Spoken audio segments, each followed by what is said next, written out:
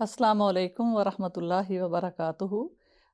उम्मे मुज़म्मिल आपके साथ समीना जबीन के चैनल आवाज़ एंटरटेनमेंट से हाज़िर है और अल्लाह सुब्हानहू तआला से दुआ करती हूँ कि अल्लाह सुब्हानहू तआला समीना जबीन को, हमारे बेटे आयमन को, उनकी फ़ैमिली को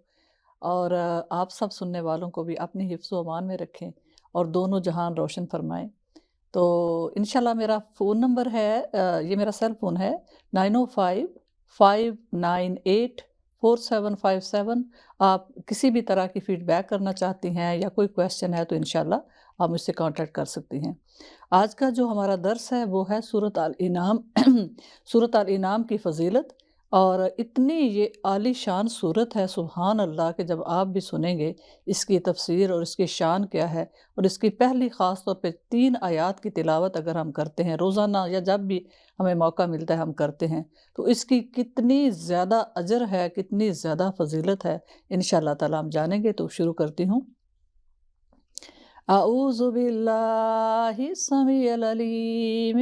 मिनश शैतानिर रजीम। बिस्मिल्लाहिर रहमानिर रहीम। सुब्हानल्लाहि व बिहम्दिही अददा खल्क़िही व रिदा नफ्सिही व ज़ीनता अर्शिही व मिदाद कलिमात। रब्बी शरह ली सदरी वयस्सिर ली अमरी वहलुल उक़दतम मिन लिसानी यफ़क़हू क़ौली। रब्ब ज़िदना इल्मा रब्बना तक़ब्बल मिन्ना। अल्लाहुम्मा सल्लि अला सय्यिदिना मुहम्मद व आला आली सय्यिदिना मुहम्मद व बारिक व सल्लिम तस्लीमा। अल्हम्दुलिल्लाहिल्लज़ी खलक़स समावाति वल अर्द व जअलज़्ज़ुलुमाति वन्नूर सुम्मल्लज़ीना कफ़रू बिरब्बिहिम यअदिलून। सब तारीफ़ें अल्लाह ही के लिए हैं जिसने पैदा फरमाया है आसमानों और ज़मीन को और बनाया है अंधेरों और उजालों को, और सुभान अल्लाह, अंधेरों और नूर को। और जिन्होंने कुफ्र किया अपने रब के साथ तो वो औरों को बराबर ठहरा रहे हैं अपने अल्लाह के साथ। तो यहाँ पे हज़रत इमाम इब्ने ज़रीस रहमतुल्लाह अलैह ने हज़रत इब्ने अब्बास रज़ियल्लाहु ताला अन्हु से ये हदीस नकल की है कि सूरत अल इनाम जो है वो मुकम्मल तौर पर मक्का मुकरमा में नाज़िल की गई। सिर्फ इसकी 2 आयात जो हैं वो मदीना मुनव्वरा में नाज़िल की गई। और इसकी खबर फैलाने के लिए इसके साथ मलाइका की एक जमात भी उतरी। फरिश्ते ज़मीन व आसमान के माबैन बुलंद आवाज़ से तस्बीह व तहमीद करने लगे। सुभान अल्लाह, जब ये सूरत लेकर आ रहे थे तो फरिश्ते बुलंद आवाज़ से अल्लाह सुब्हानहू तआला की तारीफ़ें और तस्बीह बयान कर रहे थे। हत्ता कि करीब था कि इनकी तस्बीह की आवाज़ से सारी ज़मीन गूंज उठती। सुभान अल्लाह, अगर अल्लाह सुब्हानहू तआला पर्दा न डालते उनकी आवाज़ पर तो ऐसे था कि सारी ज़मीन उनकी तस्बीह से गूंज उठती। जब नबी करीम सल्लल्लाहु अलैहि वसल्लम ने इनकी तस्बीह की आवाज़ सुनी तो आप सल्लल्लाहु अलैहि वसल्लम पर रोब तारी हो गया और आप सल्लल्लाहु अलैहि वसल्लम सजदे में गिर गए और आप पर मक्का मुकरमा में ये सूरत नाज़िल हुई। सुभान अल्लाह, यानी सिर्फ इसकी आयत नंबर 151 और 153 जो है, यानी 3 आयात जो हैं वो सिर्फ मदीना मुनव्वरा में नाज़िल हुई। बाकी सारी की सारी सूरत जो है वो मक्की है और सूरत पूरी जो है वो मक्का मुकरमा में नाज़िल हुई। और इतनी शान है कि सुभान अल्लाह, इतने फरिश्ते तस्बीह कर रहे थे अल्लाह पाक की कि आप सल्लल्लाहु अलैहि वसल्लम ने जब वो सुनी कि बहुत बड़ा अल्लाह सुब्हानहू तआला का करम हो रहा है, फरिश्ते नाज़िल हो रहे हैं ज़मीन पे, तो आप फ़ौरन सजदे में गिर गए और अल्लाह पाक की जो है वो तस्बीह बयान करने लग गए। फिर फरमाते हैं, अबू अल शेख ने हज़रत हबीब अबी मोहम्मद अल आबद से कौल नकल किया है कि जो कोई सूरत अल इनाम की पहली 3 आयात यानी तक से बून तक पढ़ेगा, शुरू से लेकर तीसरी आयत ख़त्म होती है तक से बून तक, اللہ تعالیٰ اس کے لیے 70,000 فرشتے بھیجے گا جو یوم قیامت تک اس کے لیے دعا کرتے رہیں گے۔ سبحان اللہ، سبحان اللہ۔ اور ان کے اعمال کی مثال اس کے لیے اجر ہوگا، اور ان کے اعمال کی مثل اس کے لیے اجر ہوگا، اور جب قیامت قائم ہوگی تو اللہ تعالیٰ اسے جنت میں داخل فرمائے گا اور سلسبیل سے سیراب کرے گا۔ سبحان اللہ۔ نہر جو سلسبیل ہے جنت کی نہر، اس سے اللہ پاک اس کو پانی پلائے گا، اس کا شربت پلائے گا، اور ماں کوثر سے اسے غسل دے گا۔ کوثر کے جو پانی ہے، جنت کی نہر جو کوثر ہے، اس کے پانی سے اسے غسل دے گا، اور فرمائے گا انا ربو کا حقاً و انتا عبدی حقا۔ سبحان اللہ، میں تیرا سچا رب ہوں اور تو میرا سچا بندہ ہے۔ کتنا بڑا ثواب ہے۔ صرف سورۃ الانعام کی دوبارہ کہتی ہوں، پہلی 3 آیات ہم تلاوت کر لیں، پہلی آیت سے لے کے تیسری آیت تک، اور تیسری آیت ختم ہوتی ہے تک سے بون پہ، ٹھیک ہے؟ اور روزانہ کر لیں تو بڑی بات ہے، نہیں کر سکتے تو جب بھی قرآن پاک کھولیں یاد آ جائے، بلکہ میں تو کہتی ہوں اس کو وظیفہ بنا لیں، 3 آیات میں پڑھنے میں ٹائم ہی کتنا لگتا ہے، یا زبانی یاد کر لیں۔ تو سبحان اللہ، 70,000 فرشتے قیامت تک اس کے لیے، اس بندی کے لیے یا اس بندے کے لیے استغفار کرتے رہتے ہیں، اور وہ جو اس کے علاوہ، استغفار کے علاوہ جو وہ عبادت اللہ پاک کی کرتے ہیں، ان کا ثواب بھی وہ سارا اس بندی یا اس بندے کے اکاؤنٹ میں لکھا جائے گا، کیونکہ وہ 70,000 فرشتے اللہ پاک مقرر فرما دیتے ہیں کہ بس اب تم جو بھی عبادت کرو گے اس کا ثواب میرے اس بندے یا اس بندی کو ہے جس نے سورۃ الانعام کی پہلی 3 آیات پڑھی ہیں۔ اللہ اکبر۔ پھر ابن زریس رحمۃ اللہ علیہ حضرت حبیب بن عیسیٰ رحمۃ اللہ علیہ سے، اور انہوں نے حضرت ابو محمد الفارسی سے یہ نقل کیا ہے کہ جس کسی نے سورۃ الانعام کی پہلی 3 آیات پڑھی، اللہ تعالیٰ اس کے لیے 70,000 فرشتے بھیج دے گا جو قیامت تک اس کے لیے استغفار کرتے رہیں گے۔ سبحان اللہ، سبحان اللہ۔ اور اس کے لیے ان کی اجر کی مثل اجر ہوگا، یعنی جو بھی وہ عبادت کریں گے اللہ پاک کی، وہ سارا اجر اس بندے کے اکاؤنٹ میں جائے گا جس نے یہ پہلی 3 آیات پڑھی۔ سبحان اللہ۔ جب قیامت کا دن آئے گا تو اللہ تعالیٰ اسے جنت میں داخل فرمائے گا اور اپنے عرش کے سائے میں سایہ عطا فرمائے گا۔ آپ کو پتہ ہے کہ قیامت کے دن اللہ پاک کے عرش کے سوا کوئی اور سایہ نہیں ہوگا، تمام درخت ختم ہو چکے ہوں گے، تو اللہ پاک کے عرش کا سایہ جس کو مل جائے گا، جب اتنی سخت گرمی ہوگی اور شدید دھوپ ہوگی تو اس میں اس کے کیا ٹھکانہ ہوگا، اور اسے جنت کے پھل کھلائے گا، اور وہ آب کوثر سے سیراب کرے گا اور نہر سلسبیل میں غسل کرے گا، اور اللہ تعالیٰ فرمائے گا میں تیرا رب ہوں اور تو میرا بندہ ہے۔ سبحان اللہ، سبحان اللہ۔ کتنی پیاری یہ صورت ہے، کتنا پیارا اس کا اجر ہے کہ صرف 3 آیات پڑھنے کا اتنا اجر کہ 70,000 فرشتوں کی ڈیوٹی لگ جائے گی، قیامت تک وہ ہمارے لیے استغفار کرتے رہیں گے، اور سبحان اللہ پھر جو بھی وہ اللہ پاک کی تسبیح و تحمید کریں گے اس کا بھی اجر جو ہے وہ ہمیں ملے گا۔ اللہ اکبر۔ امام ابو الشیخ نے حضرت ابن عباس رضی اللہ تعالیٰ عنہ سے یہ بھی نقل کیا ہے کہ وَجَعَلَ الظُّلُمَاتِ وَالنُّورِ سے مراد کفر اور ایمان ہے۔ میں نے جو پہلی آیت پڑھی اس میں ہے نا، اللہ سبحانہ تعالیٰ فرماتے ہیں کہ اللہ پاک نے نور کو بھی پیدا فرمایا، اور ظلمات یعنی اندھیرے ہیں، تو اللہ پاک فرماتے ہیں کہ جس کو چاہتے ہیں وہ نور عطا فرما دیتے ہیں، ہدایت کا نور، ایمان کا نور، اور جس کو چاہتے ہیں اس سے محروم رکھتے ہیں کہ وہ اندھیروں میں بھٹکتا رہتا ہے۔ امام ابن منظر نے اور ابن حاتم نے اللہ سبحانہ تعالیٰ کے اس قول کی، یعنی جو پہلی آیت ہے اس کی تفسیر میں فرمایا ہے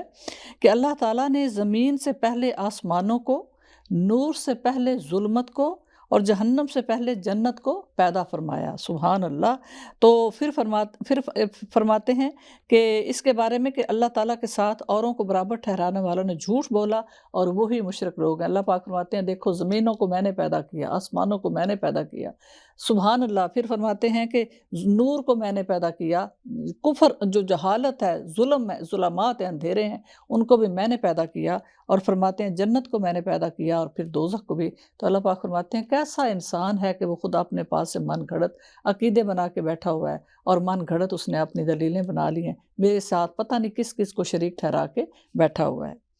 پھر فرماتے ہیں امام ابن جریر نے حضرت ابن زید رحمۃ اللہ علیہ سے یہ قول نقل کیا ہے کہ اللہ پاک کا اس فرمان کا مطلب ہے کہ اس سے مراد معبودان باطلہ ہیں جن کی انہوں نے عبادت کی اور انہیں اللہ تعالیٰ کے برابر ٹھہرایا، حالانکہ اللہ تعالیٰ کے ساتھ کوئی برابر نہیں ہے، اور نہ کوئی اس کا مد مقابل ہے، اور نہ اس کے ساتھ کوئی اور معبود ہے، اور نہ ہی اس نے کسی کو بیوی بنایا اور نہ بیٹا بنایا۔ اس کا جو سبحان اللہ سورۃ الانعام کی اس آیت کا ترجمہ بہت زیادہ ملتا ہے سورۃ اخلاص سے کہ اللہ سبحانہ تعالیٰ فرماتے ہیں کہ اللہ سبحانہ تعالیٰ وحدہ لا شریک ہے، ان کا کوئی ہمسر نہیں، اور اللہ پاک کی کوئی فیملی نہیں، نہ کوئی پیرنٹس ہیں، نہ کوئی بیٹا ہے، نہ کوئی بیوی ہے، اور پورے جہانوں میں، پوری کائنات میں، تمام جہانوں میں اللہ سبحانہ تعالیٰ کے ساتھ کوئی ایسی چیز نہیں جس کا کوئی مقابلہ کیا جا سکے، اور بے شک ہم اس کی گواہی دیتے ہیں۔ اگلی آیت میں فرماتے ہیں اللہ وہ ہے جس نے پیدا کیا تمہیں مٹی سے۔ اللہ کون ہے؟ اللہ سبحانہ تعالیٰ اپنا تعارف فرما رہے ہیں کہ اللہ وہ ہے جس نے پیدا کیا تمہیں مٹی سے، اور پھر مقرر کی ایک میعاد، اور ایک میعاد مقرر ہے اللہ کے نزدیک، پھر بھی تم شک کر رہے ہو۔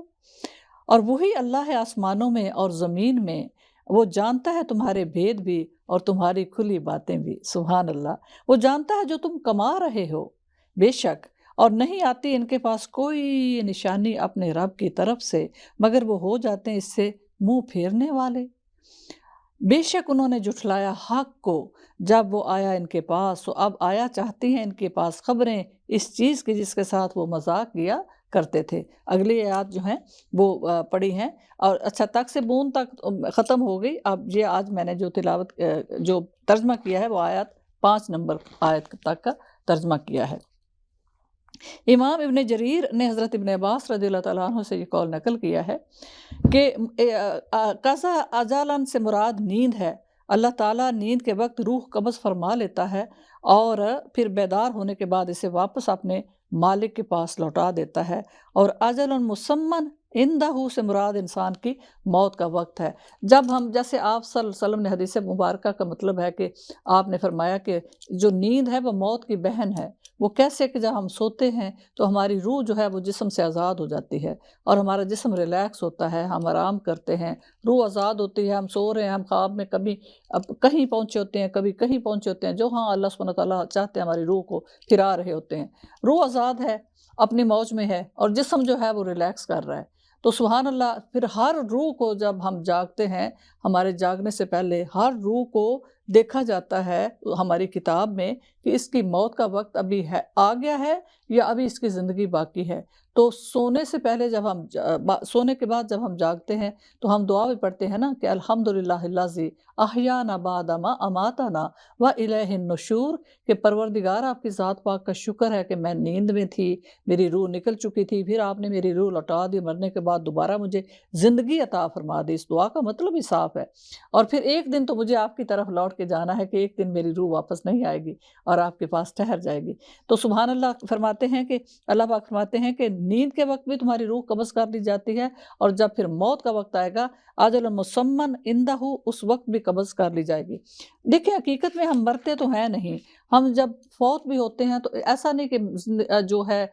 موت نے ہمارا قصہ تمام کر دیا، بات ختم ہوگی، نہیں، ہم ایکچولی اس جہان میں چلے جاتے ہیں، ایک جہان سے دوسرے جہان میں منتقل ہوتے ہیں، ٹرانسفر ہو جاتے ہیں، اور وہ ایسا جہان ہے جو کبھی نہ ختم ہونے والا ہے، عالم برزخ کا جہان ہے، جہاں پر ہماری روح، جہاں اللہ سبحانہ تعالیٰ چاہتے ہیں مومنوں کی روحوں کو علیین میں رکھتے ہیں، سبحان اللہ جنت المأویٰ کے پاس بھی ٹھہرایا جاتا ہے ان کے درجوں کے مطابق، اور سدرۃ المنتہا کے پاس بھی روحوں کو ٹھہرایا جاتا ہے۔ ایک حدیث پاک کا مفہوم ہے کہ وہ سبز پرندوں کے قالب میں ہوتی ہیں، ان کے دلوں میں ہوتی ہیں، جنت میں اڑتی پھرتی ہیں، جہاں چاہتی ہیں جنت کے میوے ٹکتی ہیں، کھاتی ہیں، اور شام کو عرش پاک کے قندیلوں کے ساتھ وہ لٹک جاتے ہیں پرندے جا کے، سبحان اللہ،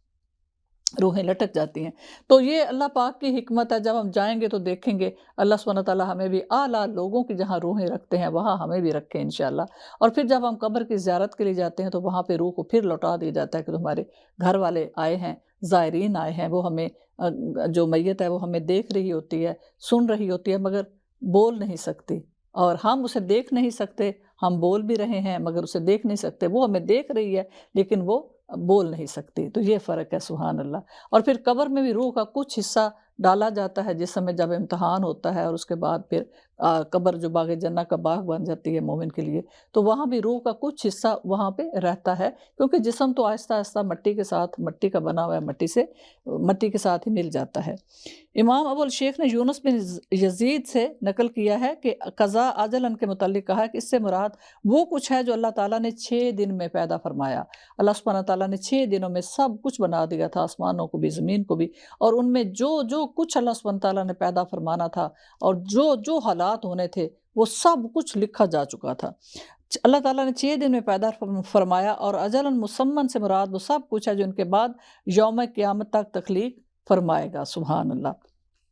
اگلی آیت میں فرماتے ہیں، کیا نہیں دیکھا انہوں نے کتنی ہلاک کر دی ہم نے ان سے پہلے قومیں، جنہیں ہم نے ایسا تسلط دیا تھا زمین میں جو ہم نے تمہیں نہیں دیا، اور ہم نے بھیجے بادل ان پر موسلا دھار برسنے والے، اور ہم نے بنا دی نہریں جو بہتی تھی ان کے گھروں اور باغوں کے نیچے سے،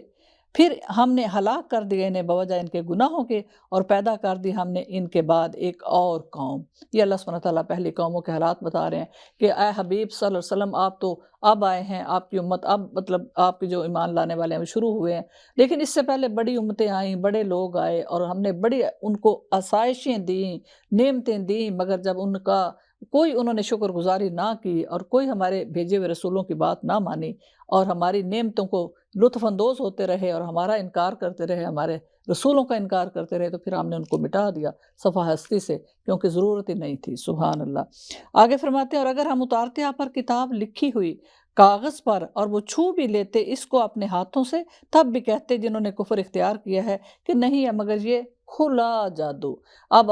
کیونکہ مکہ کے مشرکین آپ کو یہی کہتے تھے کہ نہیں جی ہمیں تو پروف چاہیے، ہمیں ثبوت چاہیے کہ آپ پر وحی نازل ہوتی ہے، تو کیوں نہیں ایک کتاب کی شکل میں اللہ نے آپ کو ایک کتاب دے دی، جیسے حضرت موسیٰ علیہ السلام کو تورات دی تھی، حضرت عیسیٰ علیہ السلام کو انجیل دی تھی، تو آپ کے پاس کیوں نہیں ہے پورا قرآن جو ہے آپ وہ ایک کتابی شکل میں؟ تو اللہ سبحانہ تعالیٰ فرماتے ہیں، حبیب ان کی باتوں سے آپ غمزدہ نہ ہوئیں، ان کی یہ بہانے ہیں ایمان نہ لانے کے۔ اگر ہم آپ کو دے دیتے کتاب بھی لکھی ہوئی، اور یہ چھو بھی لیتے اس کو، پھر بھی انہوں نے کہا تھا یہ بہت بڑا جادو ہے، اور پھر بھی انہوں نے ایمان نہیں لانا تھا، تو آپ اس چیز کی فکر نہیں کریں۔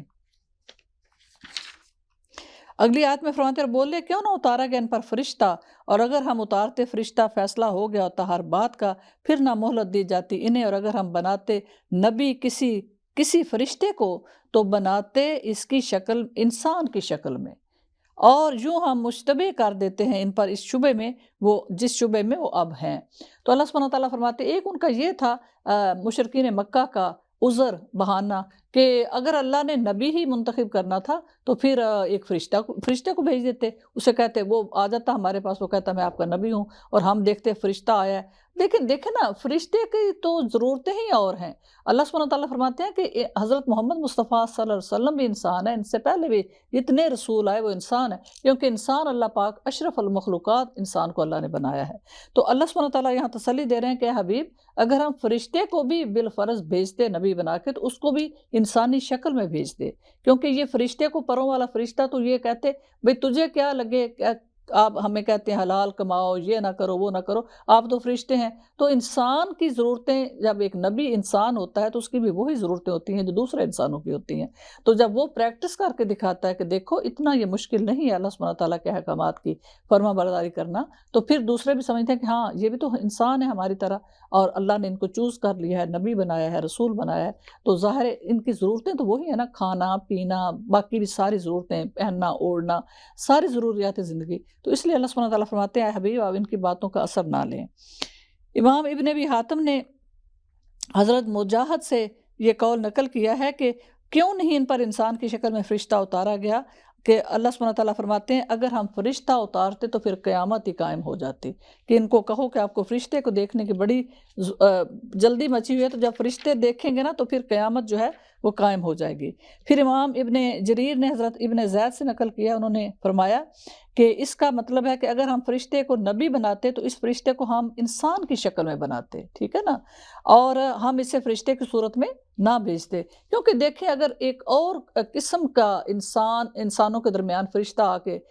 رہے تو انسان تو ویسے ہی گھبرا جائے۔ اب دیکھیں نا، ابھی بھی ہمارے دائیں بائیں فرشتے ہیں مگر ہم دیکھ نہیں سکتے، اللہ تعالیٰ نے ہماری آنکھوں کے سامنے پردے ڈال دی ہیں، اس لیے کہ اگر ہم دیکھتے ان کو تو ہم تو کچھ بھی نہیں کرنے کے قابل ہوتے، ہائے میں یہ کیسے کروں، مجھے فرشتہ دیکھ رہا ہے۔ تو یہ ہے کہ پردہ جو حکمت ہے وہ پردے میں ہی ہے۔ تو اللہ سبحانہ تعالیٰ فرماتے ہیں کہ اگر فرشتہ آتا تو بھی وہ انسانی کی شکل میں آتا۔ آگے فرماتے ہیں بلا شبہ مذاق اڑایا گیا رسولوں کا آپ سے پہلے، پھر گھیر لیا انہیں جو مذاق اڑاتے تھے رسولوں کا اس چیز نے جس کے ساتھ مذاق اڑایا کرتے تھے، کیونکہ وہ آپ صلی اللہ علیہ وسلم کو دیوانہ کہتے تھے، مجنوں کہتے تھے جنون ہو گیا ہے، کسی جن کا سایہ ہے، بڑی بڑی بے ادبی کی باتیں، اور بے ادبی کے القاب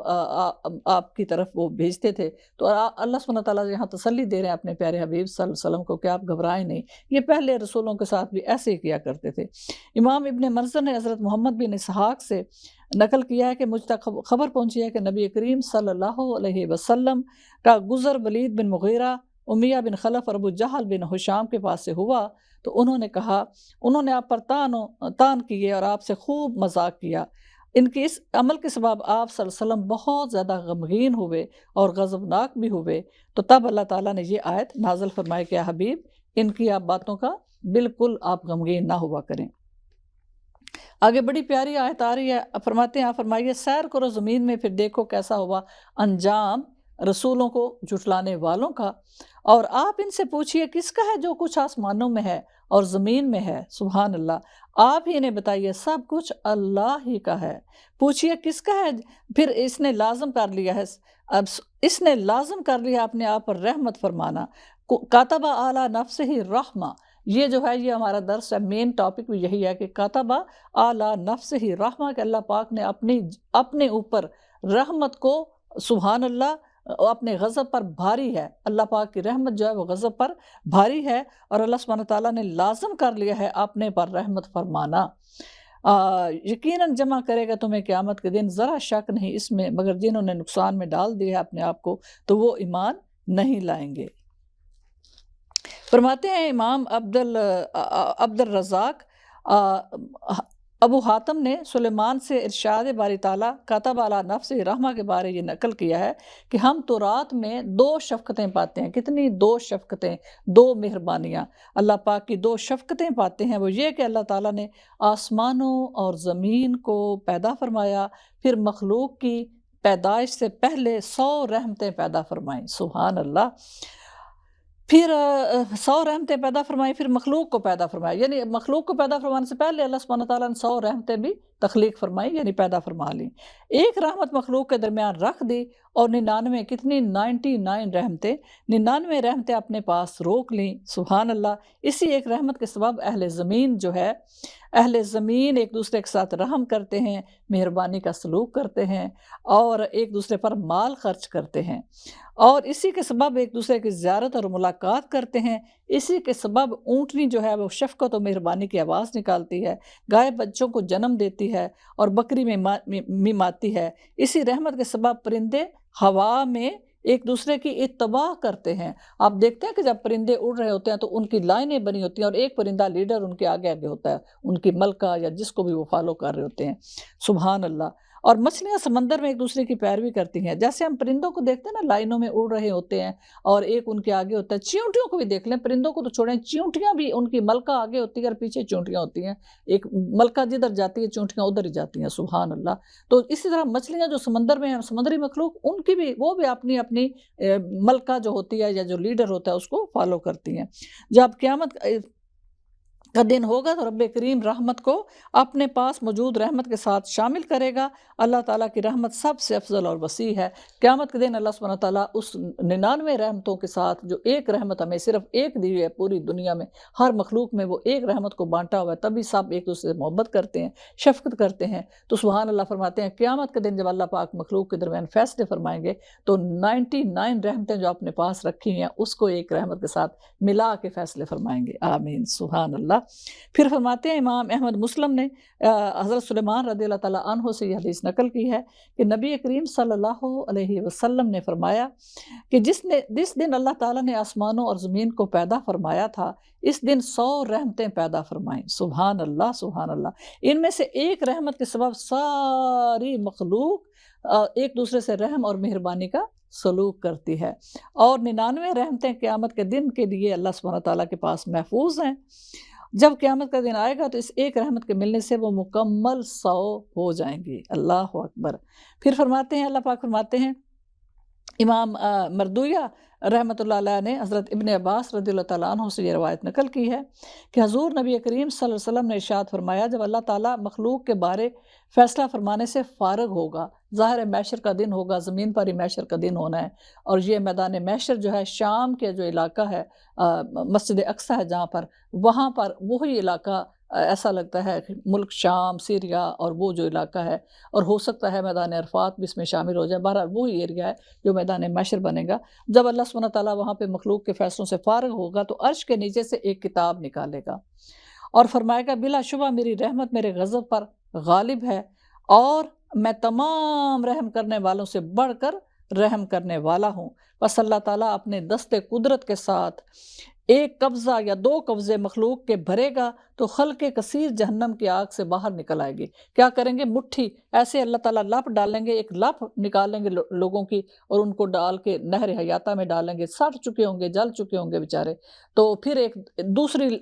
حدیث پاک کے مختلف حدیثوں میں مختلف تعداد آئی ہے، جیسے یہاں پہ 2 ہے لیکن کئی دفعہ ہے کہ 3 لپیں اللہ سبحانہ تعالیٰ بھر کے نکالیں گے، اور وہ 3 لپیں کتنی بڑی ہوں گی؟ ایک انگلی پر اللہ سبحانہ تعالیٰ نے اس دن مخلوق کو رکھ کے یوں گھما رہا ہونا ہے، ساری مخلوق کو فرمائیں گے بادشاہ میں ہوں، جبار میں ہوں، قہار میں ہوں، دنیا کے بادشاہ کہاں ہیں، دنیا کے تکبر کرنے والے لوگ کہاں ہیں؟ تو سبحان اللہ، جب 3 لپیں اللہ سبحانہ تعالیٰ کی بھر کے نکالیں گے تو کتنے لوگ اللہ کے فضل سے دوزخ سے باہر آ جائیں گے۔ سبحان اللہ۔ جب وہ نہیں جانتے ہوں گے کہ ان کی آنکھوں کے درمیان یہ لکھا ہوا اتقا اللہ، یہ اللہ تعالیٰ کی جانب سے آزاد کیے ہوئے ہیں، ان کے ماتھے پر لکھا ہوگا یہ اللہ تعالیٰ کی طرف سے آزاد کیے ہوئے ہیں، مگر بعد میں وہ دعا کریں گے اور وہ بھی مٹ جائے گا کہ اللہ پاک سب لوگ ہمیں دیکھ کے ہنستے ہیں تو آپ یہ بھی ہمیں ہٹا دیں۔ پھر فرماتے ہیں امام ابن دنیا نے کتاب حسن الظن باللہ میں حضرت ابو قتادہ رحمۃ اللہ علیہ سے نقل کیا ہے کہ انہوں نے رسول کریم صلی اللہ علیہ وسلم سے حدیث قدسی نقل کیا کہ اللہ تعالیٰ نے ملائکہ کو فرمایا کہ میں تمہیں بنی اسرائیل کے 2 آدمیوں کا واقعہ نہ سناؤں، ان میں سے ایک کو دوسرے پر فضیلت تھی، اور ایک بہت نیک تھا، دوسرا بہت گنہگار تھا، اور جو ایک دن نیک نے گنہگار سے کہا کہ اللہ تجھے ہرگز نہیں بخشے گا، اللہ کی قسم اللہ تجھے ہرگز نہیں بخشے گا۔ تو اللہ تعالیٰ نے دونوں کی جان لے لی اور اس سے پوچھا کہ تو کیوں کہتا تھا کہ میرا معاملہ اللہ کے سپرد کر؟ اس نے کہا یا اللہ میں تیری رحمت سے مایوس نہیں تھا۔ دوسرے کو کہا تو نے میری قسم کھائی اور کہا کہ اللہ تجھے ہرگز نہیں بخشے گا، کیا میں نے تجھے اجازت دی تھی؟ اسے کہے گا نہیں، تو اللہ پاک فرمائیں گے پھر تو جہنم میں جا، اور اس کو فرمائیں گے تو جنت میں جا۔ تو اللہ تعالیٰ کی طرف سے ہم کبھی بھی قسم نہ اٹھائیں اور یہ نہ دعویٰ کریں کہ فلاں جہنمی ہے، فلاں دوزخی ہے، کیونکہ اللہ سبحانہ تعالیٰ اپنے بندوں پر از حد مہربان ہے، اور اللہ تعالیٰ سبحانہ تعالیٰ کے فیصلوں میں ہم کبھی بھی دخل اندازی کی جرت نہیں کر سکتے۔ سبحان ربک رب العزت عما یصفون وسلام علی المرسلین والحمد للہ رب العالمین وآخر دعوانا وللحمد للہ رب العالمین۔